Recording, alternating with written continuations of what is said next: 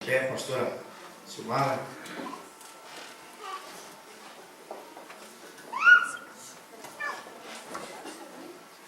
Levante a tua mão abençoada, Senhor. Pai, obrigado, Jesus. Obrigado pela vida da pastora Silmara. Senhor, usa ela em nome de Jesus, Pai. Em nome de Jesus. Amém. Saúde a todos com a paz do Senhor, amém? Amém. Eu convido vocês a abrir a sua Bíblia em Judas, um livro antes de Apocalipse. Judas. Amém? Judas só tem um capítulo. Nós vamos estar lendo o capítulo inteiro, amém?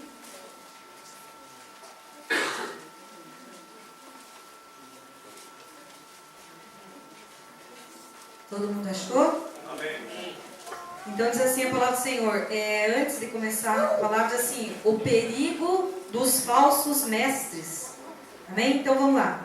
Judas, servo de Jesus Cristo e irmão de Tiago, aos chamados queridos em Deus Pai e conservados por Jesus Cristo, a misericórdia e a paz e a caridade vos sejam multiplicadas. Amados, procurando eu escrever-vos com toda a diligência acerca da comum salvação, tive por necessidade escrever-vos e exortar-vos a batalhar pela fé que uma vez foi dada aos santos. Porque se introduziram alguns que já antes estavam escritos para este mesmo juízo, homens ímpios que convertem em dissolução. O que é converter em dissolução? É anular, é extinguir, é perverter, amém? Converte em dissolução a graça de Deus e negam a Deus, único dominador e Senhor nosso Jesus Cristo. Mas quero lembrar-vos, como a quem já uma vez soube isto, que havendo o Senhor salvo um povo, tirando-o da terra do Egito, destruiu depois os que não creram. E aos anjos que não guardaram o seu principado, mas deixaram a sua própria habitação, reservou na escuridão e em prisões eternas, até ao juízo daquele grande dia. Assim, com Sodoma e Gomorra e as cidades circunvizinhas que, havendo-se corrompido como aqueles e ido após outra carne, foram postas, por exemplo, sofrendo a pena do fogo eterno. E contudo também estes, semelhantemente adormecidos, contaminam a sua carne e rejeitam a dominação e vituperam as autoridades. Mas o arcanjo Miguel, quando contendia com o diabo e disputava a respeito de Moisés, não ousou pronunciar juízo de maldição contra ele, mas disse: o Senhor te repreenda. Esses, porém, dizem mal do que não sabem, e naquilo que naturalmente conhece como animais irracionais, se corrompem. Ai deles, porque entraram pelo caminho de Caim, e foram levados pelo engano do prêmio de Balaão, e pereceram na contradição de Corá. Estes são manchas em vossas festas de caridade, banqueteando-se convosco e apacentando-se a si mesmos sem temor. São nuvens sem águas, levadas pelos ventos de uma para outra parte. São como árvores murchas, infrutíferas, 2 vezes mortas, desarraigadas, ondas impetuosas do mar, que escumam as suas mesmas abominações, estrelas errantes, para os quais está eternamente reservada a negrura das trevas. E destes profetizou também Enoque, o 7º depois de Adão, dizendo: eis que havindo o Senhor com milhares de seus santos, para fazer juízo contra todos e condenar dentre eles todos os ímpios, por todas as suas obras de impiedade que impiamente cometeram, e por todas as duras palavras que ímpios pecadores disseram contra ele, contra Deus. Amém? Estes são murmuradores, queixosos da sua sorte, andando segundo as suas concupiscências, e cuja boca diz coisas muito arrogantes, admirando as pessoas por causa do interesse. Mas vós, amados, lembrai-vos das palavras que vos foram preditas pelos apóstolos de nosso Senhor Jesus Cristo, os quais vos diziam que no último tempo haveria escarnecedores, que andariam segundo as suas ímpias concupiscências. Estes são os que causam divisões, sensuais, que não têm o Espírito. Mas vós, amados, edificando-vos a vós mesmos sobre a vossa santíssima fé, orando no Espírito Santo, conservai a vós mesmos na caridade de Deus, esperando a misericórdia de nosso Senhor Jesus Cristo para a vida eterna. E apiedai-vos de alguns que estão duvidosos, e salvai alguns, arrebatando-os do fogo. Tende deles misericórdia com temor, aborrecendo até a roupa manchada da carne. Ora, aquele que é poderoso para vos guardar de tropeçar e apresentar-vos irrepreensíveis com alegria perante a sua glória, ao único Deus, Salvador nosso, por Jesus Cristo nosso Senhor, seja glória e majestade, domínio e poder, antes de todos os séculos, agora e para todos sempre. Amém. Amém. É um texto meio longo, são 25 versículos. Vocês podem se sentar. Mas eu quis ler o capítulo inteiro. Por quê? Eu comentava hoje com o pastor que desde o dia que eu peguei a escada, eu estava orando a Deus, pedindo uma palavra para estar compartilhando com vocês. E o Senhor me falava sobre promessas e propostas. Promessas e propostas. E por dias eu fiquei ali pensando sobre isso, promessas e propostas. E o Senhor me mostrava uma coisa aqui, o Senhor me mostrava uma coisa ali. E ao ler o livro a Epístola de Judas, eu fiquei sabendo, estudando algumas coisas que são, não do texto que nós lemos, dos versículos, mas algumas histórias contadas sobre por que Judas escreveu esta epístola. E eu descobri que ele escreveu essa epístola, essa carta aos cristãos que estavam em todos os lugares. Para quê? Era uma maneira dele alertar sobre o perigo dos falsos ensinos, dos falsos ensinamentos, né? Porque o que aconteceu? Naquela época surgiram mestres ateus que estavam ensinando os cristãos, veja bem, eles eram mestres ateus, que não criam em Deus. Mas eles foram introduzidos no meio dos cristãos para quê? Para extinguir, para anular a graça de Deus na vida dos cristãos. Então eles começaram a ensinar o povo que o povo de Deus, que os cristãos, eles podiam viver da maneira que eles quisessem. Tudo que eles quisessem fazer, eles já estavam em Deus, então eles não iam sofrer a consequência. Então eles podiam viver de ponta cabeça. E aí Judas escreve essa epístola alertando o povo. Olha, gente, lá nem os anjos Deus poupou. Nem os anjos foram poupados. O povo de Sodoma e Gomorra, eles também não foram poupados, né? Então ali ele escreve essa epístola e ele alerta ali o povo sobre que o Senhor, ele tem as suas promessas, mas a promessa depende da resposta que nós damos para as suas propostas.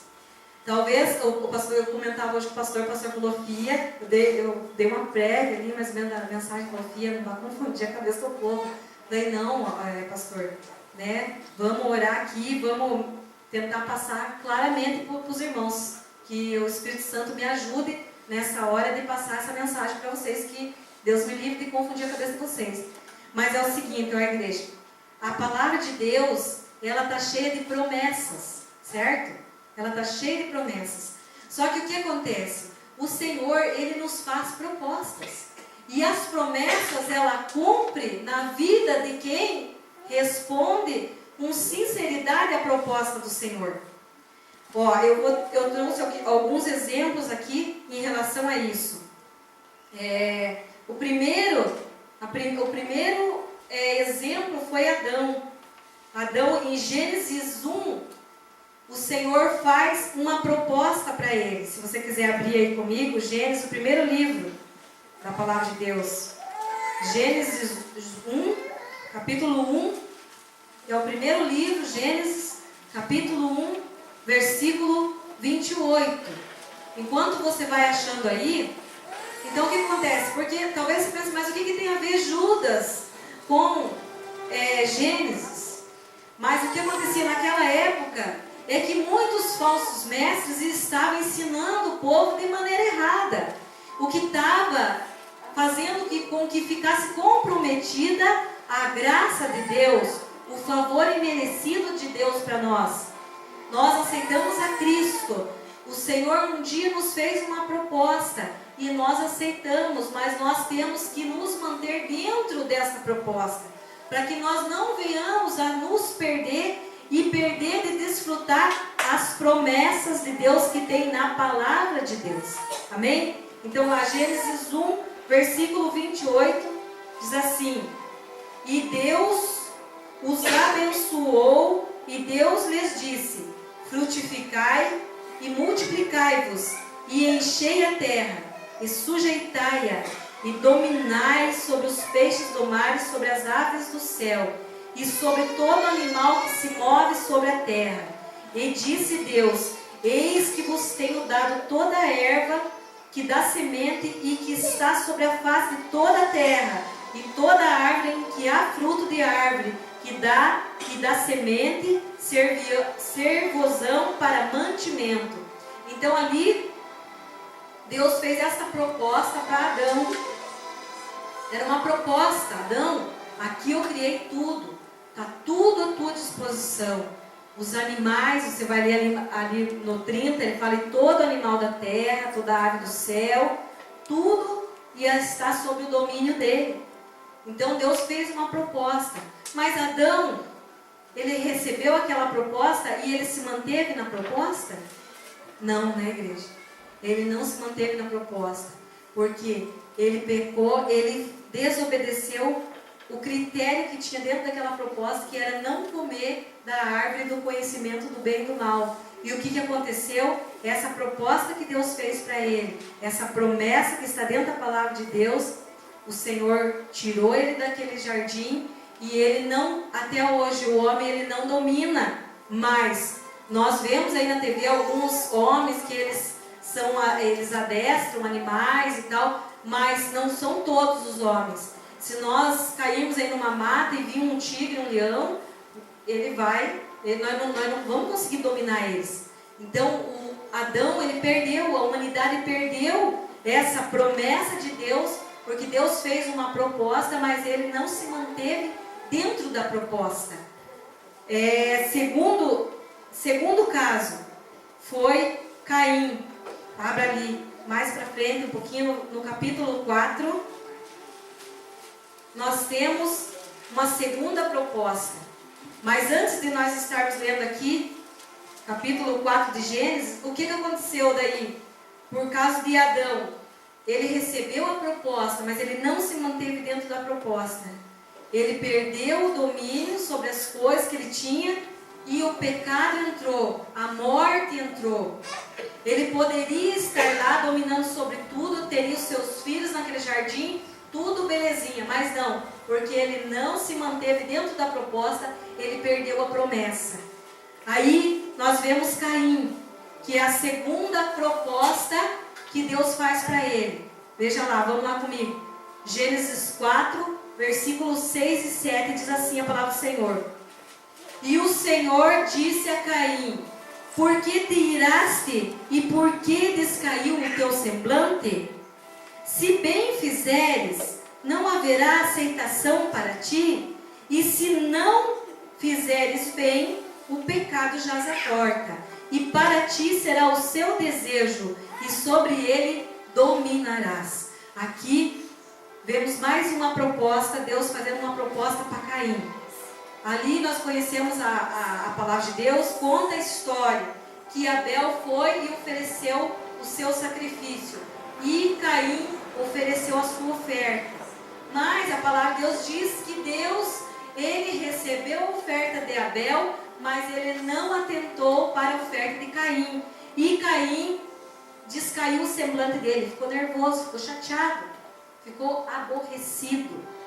Mas o que aconteceu? Deus rejeitou ali a sua oferta, mas Deus chamou ele e falou com ele. Olha só, quando Deus fala, viu Caim, por que te iraste? Por que você ficou bravo? E por que descaiu o teu semblante? Por que você ficou bravo? Por que você ficou bravo, irado, e você ficou aborrecido?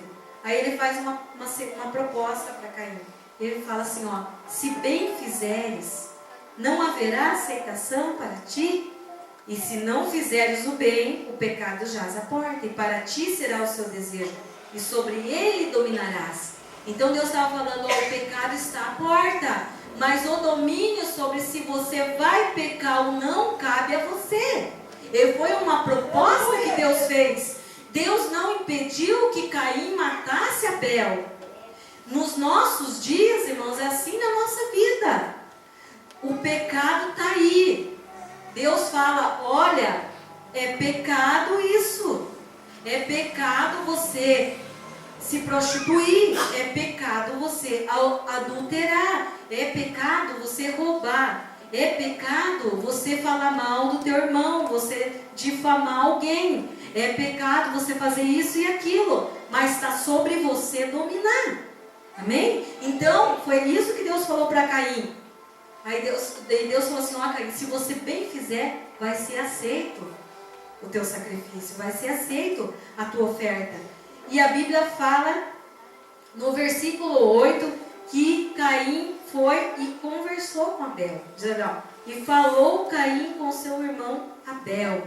E sucedeu que, estando eles no campo, se levantou Caim contra o seu irmão Abel e o matou.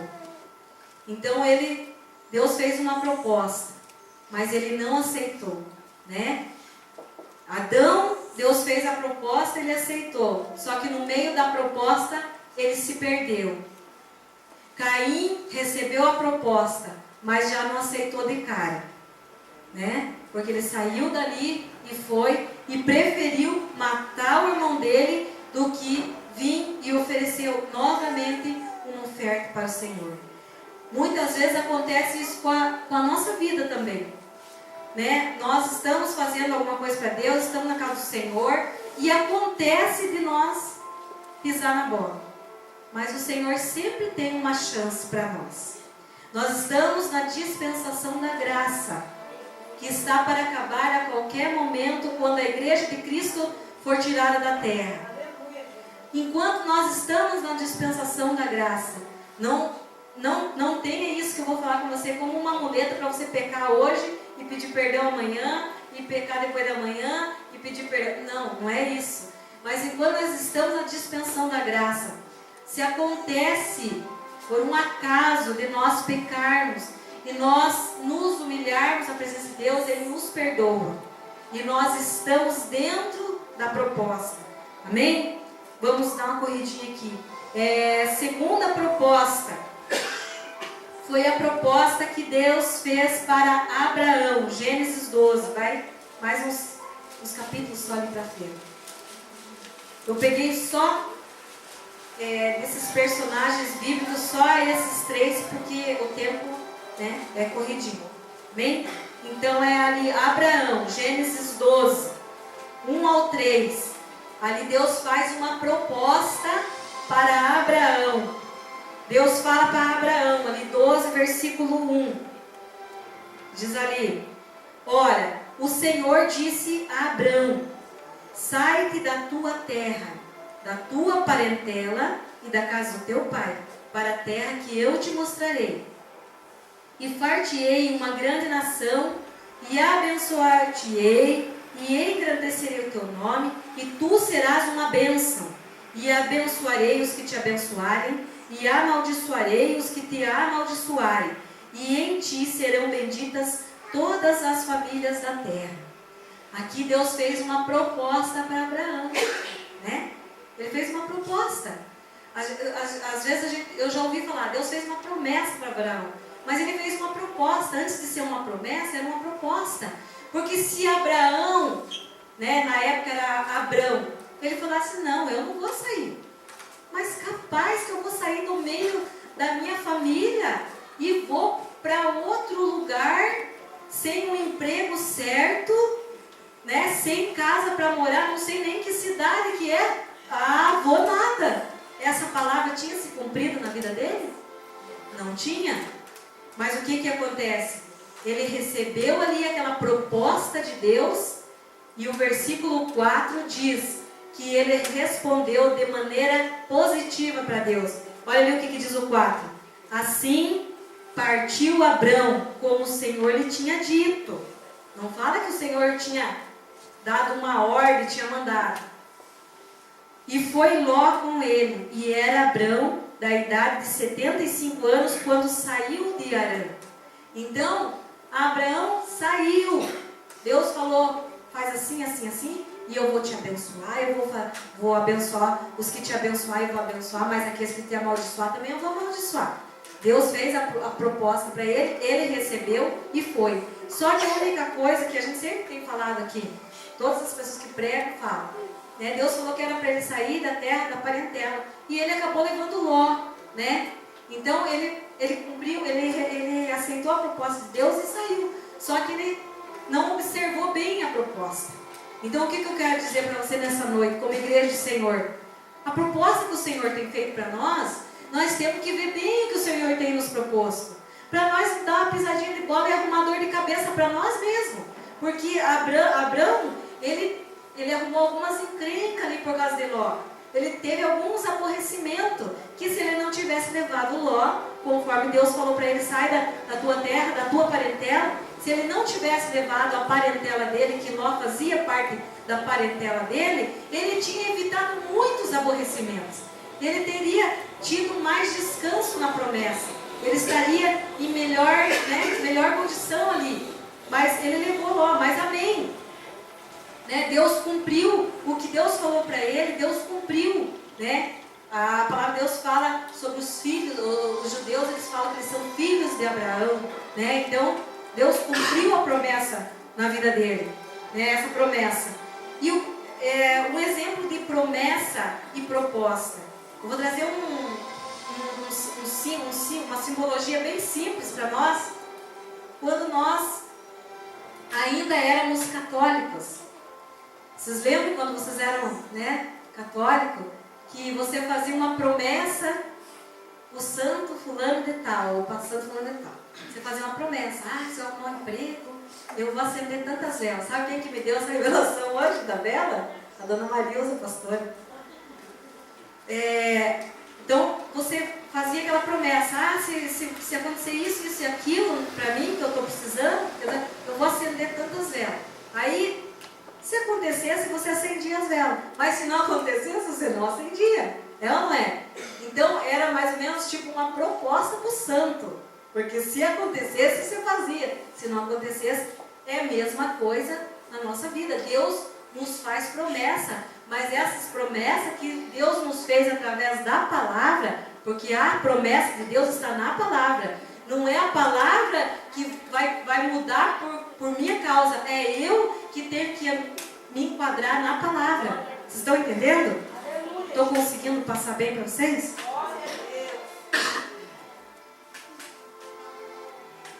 Então o que acontece?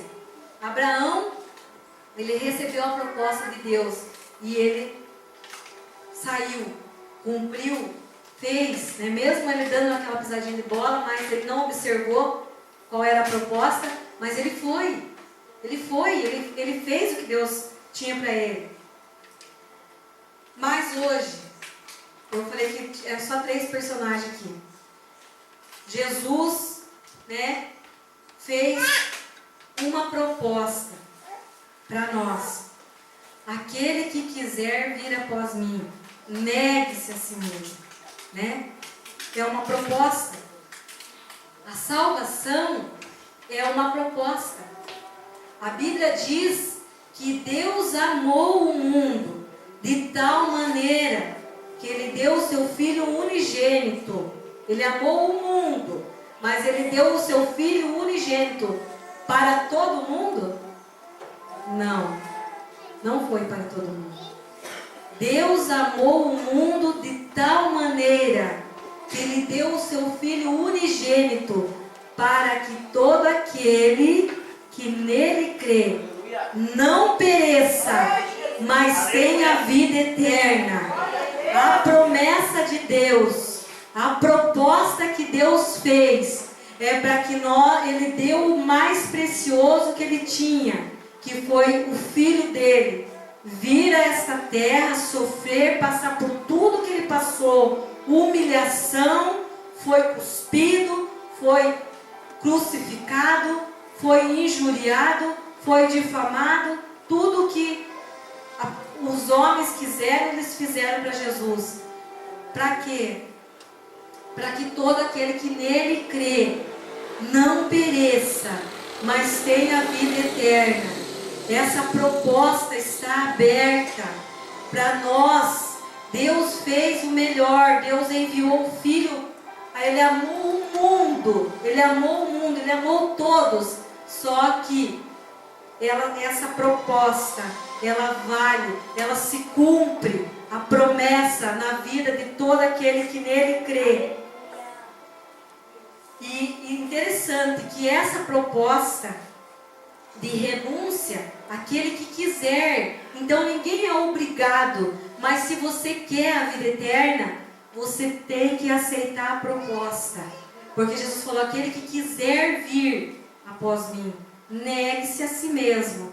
Então, primeiro Ele faz uma proposta: você quer vir após mim? Você quer vir? É uma proposta. Só que depois dessa proposta tem uma condição. Então, negue-se a si mesmo. Tome a sua cruz a cada dia. Amém? Então, esse item é sério na nossa vida. A proposta foi feita, aquele que quiser, está aberto a todos. Só que exige-se que negue a si mesmo. Negar-se a si mesmo, mas como assim, pastor Simara? O que é negar-se a si mesmo? Negar-se a si mesmo é, você gosta tanto de alguma coisa, certo? Você gosta de determinada coisa, gosta demais, mas você vai negar aquilo porque você sabe que aquilo Deus não gosta. Então você negou a si mesmo para você viver em Cristo. Em Cristo. Aí, quando nós negamos a nós mesmos, né, tem mais uma proposta. Essa proposta é tremenda. Essa eu quero que você abra comigo lá em Hebreus 11. Hebreus 11.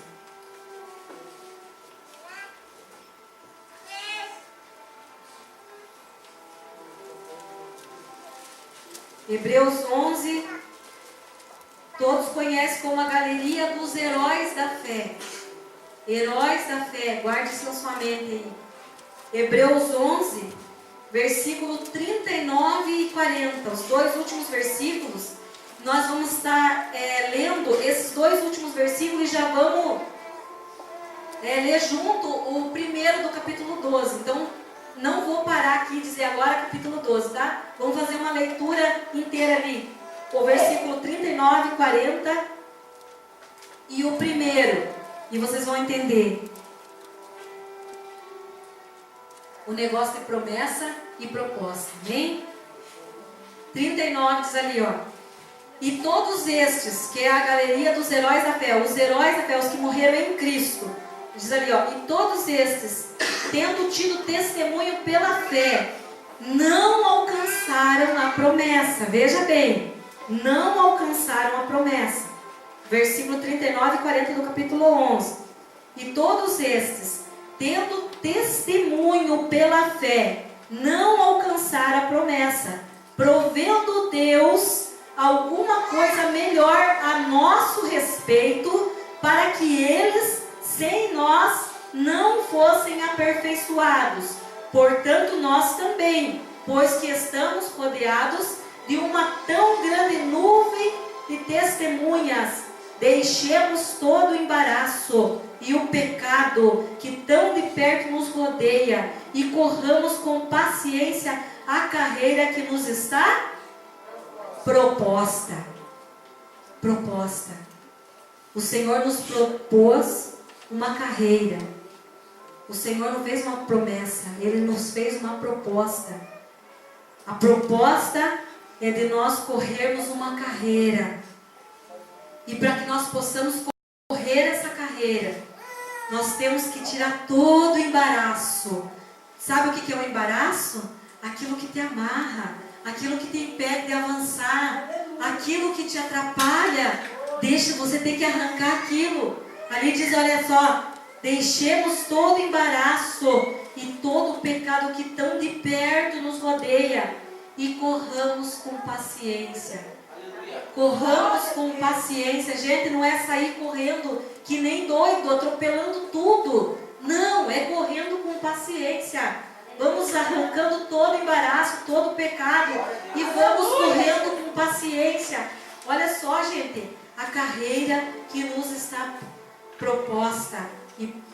E daí o versículo 2: olhando para Jesus, autor e consumador da fé, o qual, pelo gozo que lhe estava proposto, suportou a cruz, desprezando a afronta, e assentou à destra do trono de Deus.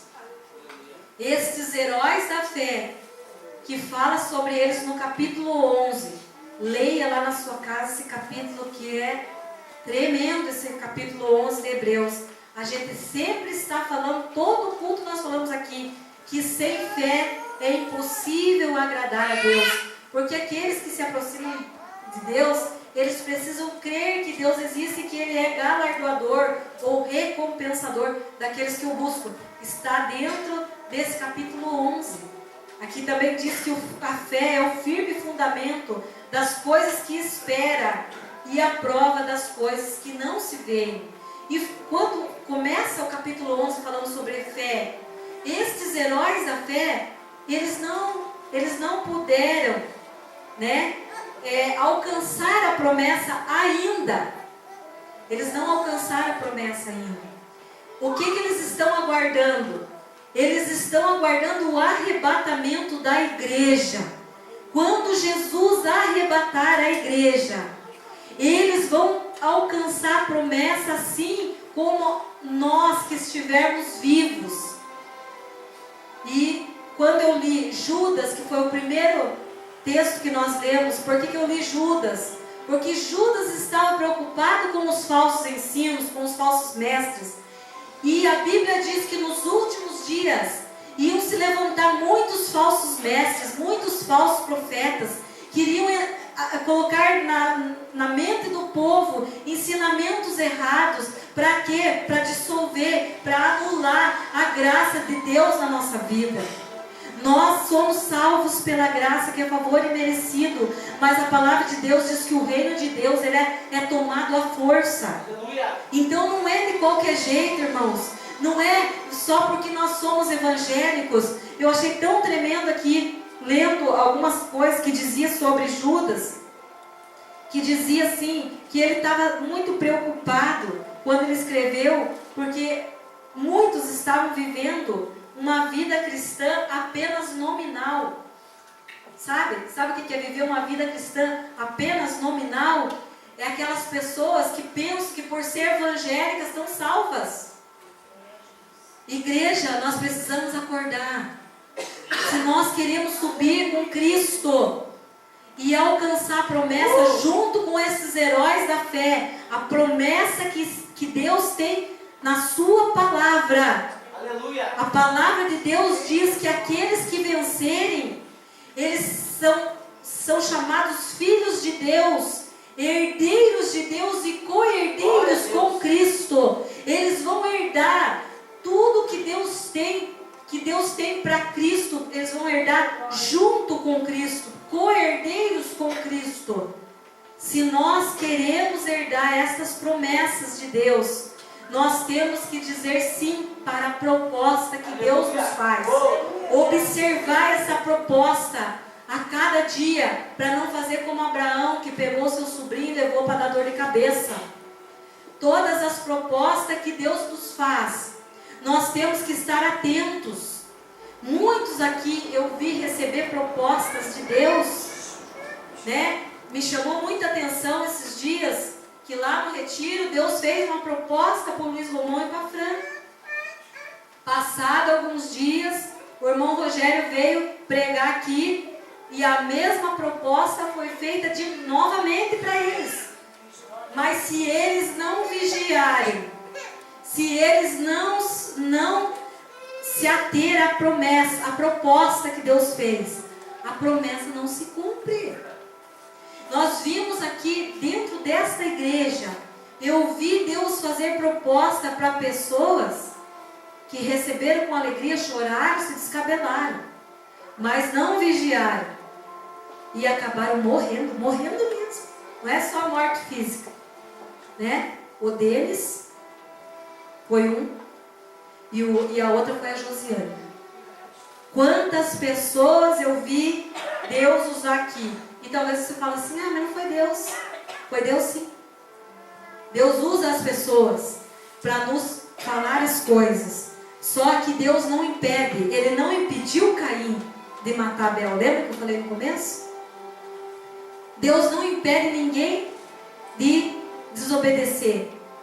Ele fala, se atentamente ouvires e obedeceres, comereis o melhor dessa terra. É uma proposta.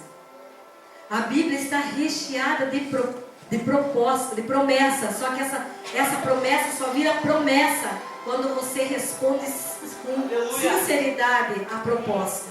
Aí a promessa se cumpre na sua vida. Nós precisamos, igreja, prestar mais atenção na palavra de Deus, prestar mais atenção no que os servos de Deus têm pregado aqui em cima. E não só prestar atenção, mas ter fé naquilo que está sendo pregado.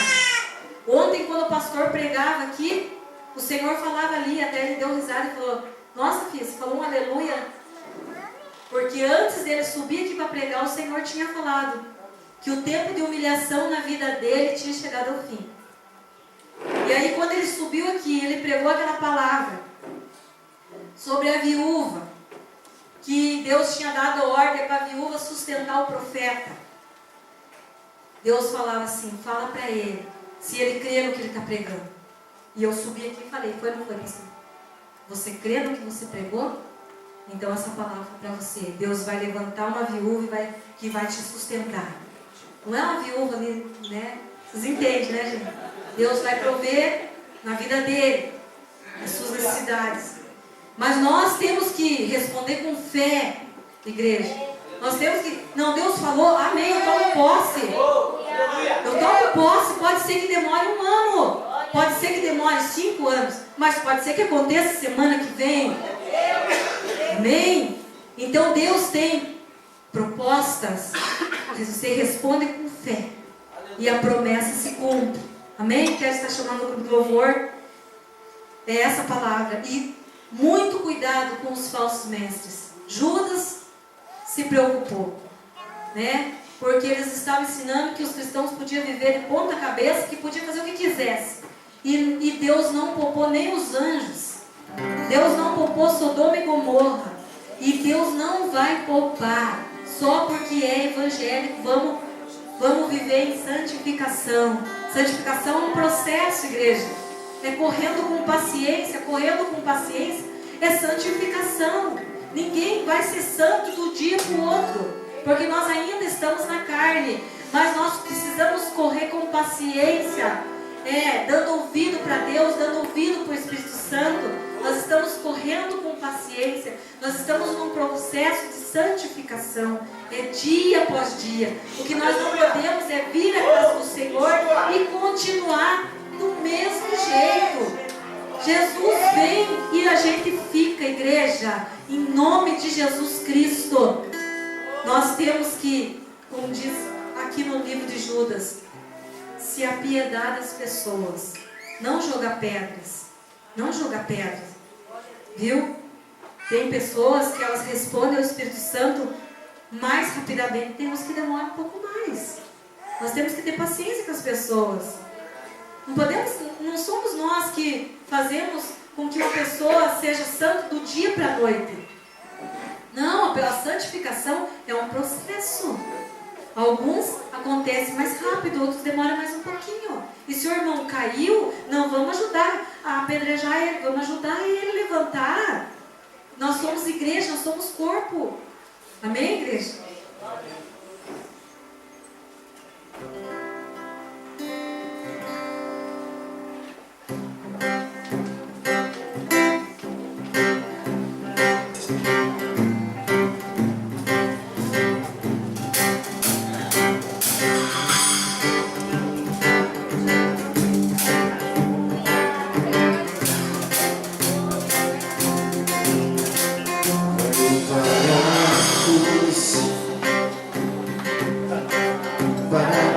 Eu vou